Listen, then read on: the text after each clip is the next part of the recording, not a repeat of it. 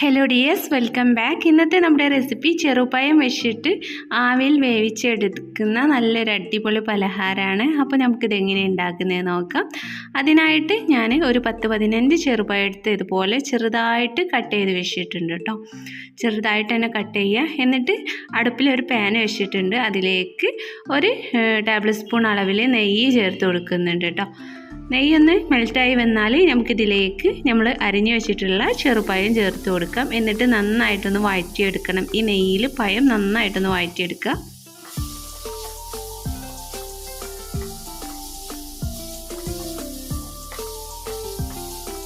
ഇപ്പോൾ ഇതാ പഴം നന്നായിട്ട് വഴന്ന് വന്നിട്ടുണ്ട്. ഇനി നമുക്കിതിലേക്ക് 2 ഇൻഗ്രീഡിയൻസും കൂടി ചേർക്കാനുണ്ട്. തേങ്ങയാണ് കേട്ടോ. ഒരു അരമുറി തേങ്ങ അഥവാ 1 കപ്പ് തേങ്ങ ചിരവിയത് ഇതിലേക്ക് ചേർക്കുന്നുണ്ട്. പിന്നെ മധുരത്തിന് ആവശ്യമായിട്ടുള്ള കുറച്ച് പഞ്ചസാര ചേർക്കുന്നുണ്ട്. പിന്നെ ഒരു 3-4 ഏലക്കായ ജസ്റ്റ് ഒന്ന് കുത്തിയിട്ട് കൊടുക്കുന്നുണ്ട്. ഏലക്ക പൊടി ഉണ്ടെങ്കിൽ അതാവട്ടോ ബെസ്റ്റ്. എന്നിട്ട് ഇതെല്ലാം കൂടിയിട്ട് നന്നായിട്ടൊന്ന് മിക്സ് ചെയ്ത് കൊടുക്കാം കേട്ടോ. ഈ തേങ്ങയും ചെറുപഴവും ഏലക്കയും എല്ലാം ഒന്ന് മിക്സാക്കി കൊടുക്കുക കേട്ടോ. പഞ്ചസാര നിങ്ങളുടെ പഴത്തിൻ്റെ മധുരത്തിനനുസരിച്ച് ആവശ്യത്തിന് ഇട്ട് കൊടുത്താൽ മതി. നല്ല മധുരമുള്ള പഴമാണെങ്കിൽ കുറച്ച് പഞ്ചസാര കുറച്ച് ഇട്ട് കൊടുത്താൽ മതി കേട്ടോ.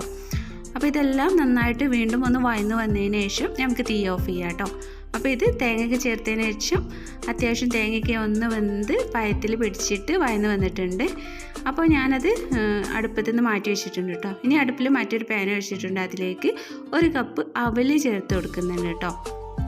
അവൽ നമുക്ക് നന്നായിട്ടൊന്ന് വറുത്തെടുക്കണം. അവൽ പൊടിക്കാനുള്ളതാണ്, അതിന് വേണ്ടിയിട്ടാണ് വറുത്തെടുക്കുന്നത്.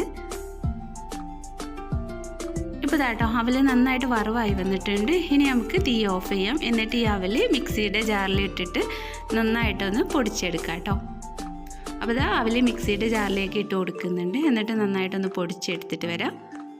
അപ്പോൾ അവൽ ഞാൻ നന്നായിട്ട് പൊടിച്ചെടുത്തു. ഇനി നമ്മൾ നേരത്തെ തയ്യാറാക്കി വെച്ചിട്ടുള്ള പഴത്തിൻ്റെ മിക്സിലോട്ട് ഈ പൊടിച്ച അവൽ ചേർത്ത് കൊടുക്കുന്നുണ്ട്. അവൽ പൊടിച്ചത് ഫുള്ളായിട്ട് ചേർത്ത് കൊടുത്തു. എന്നിട്ട് ഇതെല്ലാം കൂടിയിട്ട് നന്നായിട്ടൊന്ന് മിക്സാക്കി കൊടുക്കുക കേട്ടോ.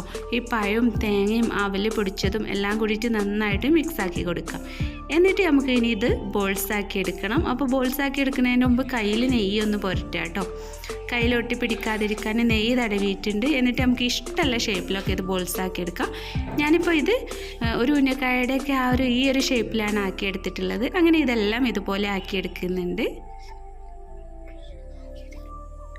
അപ്പോൾ ഇതാട്ടോ ഓരോന്നായിട്ട് ആക്കിയിട്ട് ഈ ഒരു പാത്രത്തിലേക്ക് വെച്ച് കൊടുക്കുന്നുണ്ട്. അപ്പോൾ ഇത് അങ്ങനെയെല്ലാം ഇതുപോലെ ഈ ഒരു ഷേപ്പിലാക്കി എടുത്തിട്ടുണ്ട്. ഇനി നമുക്കിത് 2 വിധത്തിൽ ചെയ്യാം. ഒന്നെങ്കിൽ നമുക്ക് എണ്ണയിലിട്ട് ഫ്രൈ ചെയ്തെടുക്കാം, അല്ലെങ്കിൽ ഷാലോ ഫ്രൈ ചെയ്തെടുക്കാം. അങ്ങനെ ആകുമ്പോൾ ഒക്കെ കൂടുതൽ ടേസ്റ്റ് കൂടും. പക്ഷേ നമ്മൾ ഒന്നുകൂടി ഹെൽത്തി ആയി കിട്ടാൻ വേണ്ടിയിട്ട് ഞാനിത് ആവിയിലാണ് വേവിച്ചെടുക്കുന്നത്. അപ്പോൾ ഒരു ഓട്ടപാത്രം വെച്ചിട്ട് അടിയിൽ വെള്ളം വെച്ചിട്ട് അതിൻ്റെ മേലെ വാഴയിലും വെച്ച് കൊടുത്തിട്ടുണ്ട് കേട്ടോ. കൂടുതലൊരു ടേസ്റ്റ് കിട്ടാൻ വേണ്ടിയിട്ടാണ് വാഴയിലയിൽ വെച്ച് കൊടുത്തത്.